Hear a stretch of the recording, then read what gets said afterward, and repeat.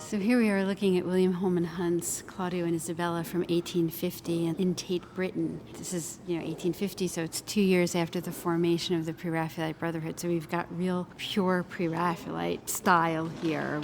Not just style, but in terms of subject matter also, right? How integrated text and image are here, that there's text on the top of the frame that has Claudio's line, "Death is a fearful thing," and Isabella's, "and a shamed life a hateful." And then below, in a beautiful kind of medieval script, measure for measure. The Shakespeare play that this is from. And so what's happening is that Claudio has been arrested, a little bit under false charges for impregnating his mistress. Though they're engaged. Right. Claudio's sister, Isabella, is about to become a nun, and the man who's arrested and imprisoned, Claudio, has said, well, maybe if your sister agrees to sleep with me, maybe I'll release you from prison. And she refuses to give away her virginity. Remember, she's about to enter a nunnery. Right, she's very chaste, she's very devout. This has been interpreted as the moment when Claudio appeals to Isabella to save his life, and she refuses. Although there are somewhat differing interpretations about exactly what moment this is. I think there's ambiguity even in his reaction, right? But what's interesting for me is that Hunt has chosen this really high-pitched moral moment where we don't know which way it's going to go.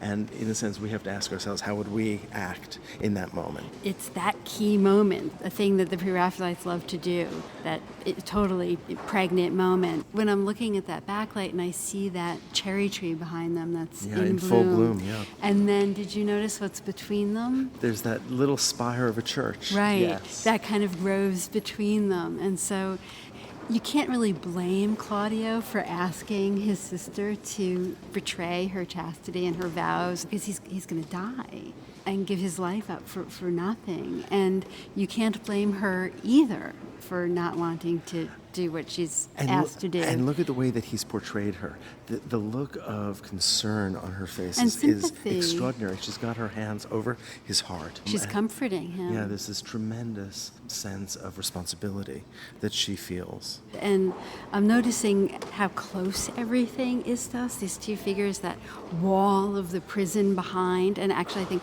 Hunt visited a prison in order to paint it directly from life. There's an incredible amount of attention and detail in the rendering, even of the insignificant. I mean, that's what's so extraordinary, is the focus is not simply on the hands, it's not on the face. In fact, one could even argue that the face is somewhat de-emphasized. Claudio's face is in shadow as it looks at us, which is a really interesting choice. He's in front of a brighter window. Yeah, they're backlit, which is right. Very strange. It's extremely unusual.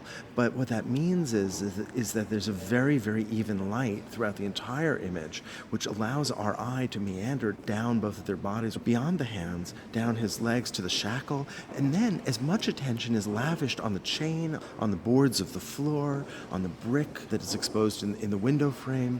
On the moss that seems to be growing on the stone. Look at the vividness of that stone in back of the lyre. I mean, you can really see the age and the wear. All of this is this idea that the Pre-Raphaelites have of not using academic formulas, and this return to nature and a return to the Renaissance primitives, the Pre-Raphaelites. So before Raphael. Right, looking at Northern Renaissance painting, looking at the history of art before things became kind of so easy and formulaic, and when artists were, in a way, discovering nature for the first time again after the Middle Ages. If we look at the color, it's nothing like we would see in Royal Academy paintings before the Pre-Raphaelites. Purple of his velvet leggings, the red of his velvet and fur-lined tunic, and then what I find most extraordinary is the color of her presumably white robes. There's no white in any of that. No, there's blues right? and greens and yellows and golds. This is a kind of depth and intensity of color that would never have been possible before the Pre-Raphaelites. So what that does for me is it creates a kind of visual parallel to the intensity of the emotion